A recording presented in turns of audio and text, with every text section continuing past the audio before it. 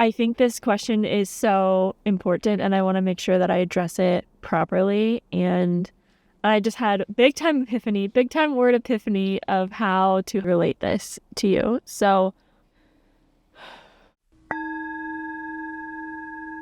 this question of, are you happy?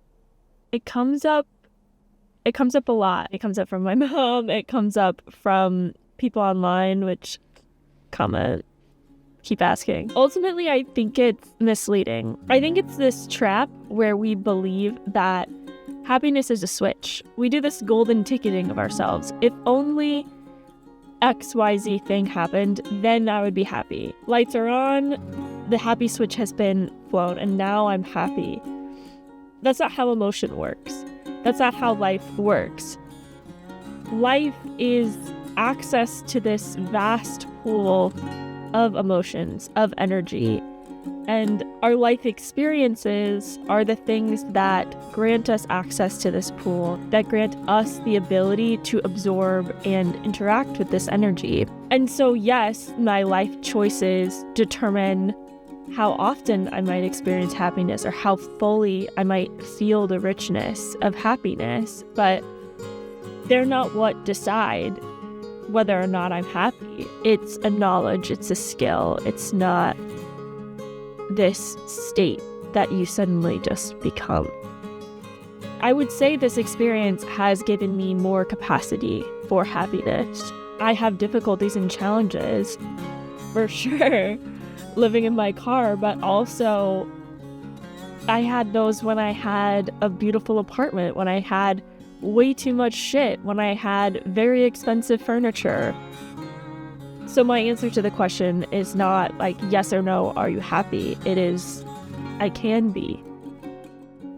I've granted myself the freedom, the self-knowing, the release from obligations so that I can truly, when the energy comes up, when the opportunity is presented that brings me joy, I can interact with it fully. I'm not trapped in some mental stories about why I can't be happy, or I'm not distracted by something that happened at work or worried by something that's coming.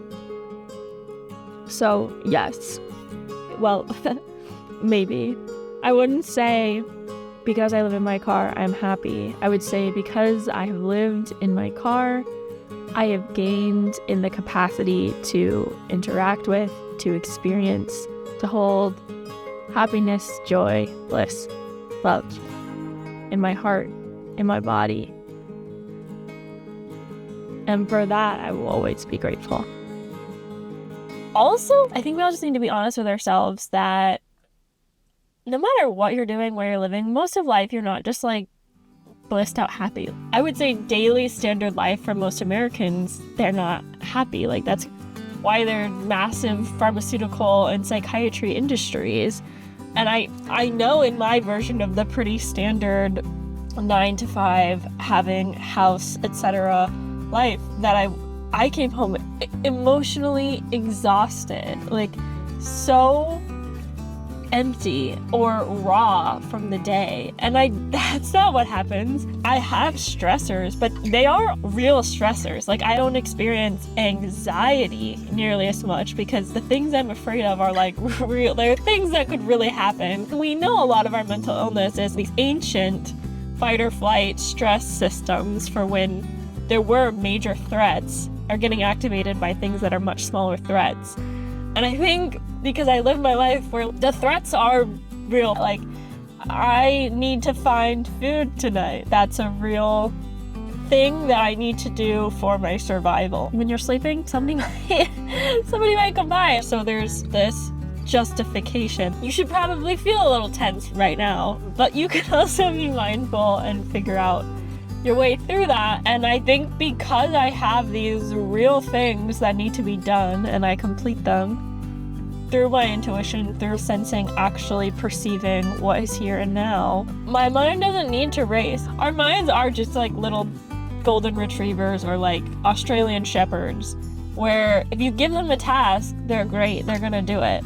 But if you don't give them a task, they're gonna fucking eat your house. And My brain has not been always set to the right tasks, let's just say. But now we're figuring it out. We're figuring out which tasks it gets, and that's been super freeing. So yeah, I mean, I'm probably not going to live in my car for much longer, but that's not the point either. Learning happens at the edge of your comfort zone. So yeah, no, I'm not always amazingly comfortable, but that's the point. Growth tends to come when you're not necessarily enjoying yourself.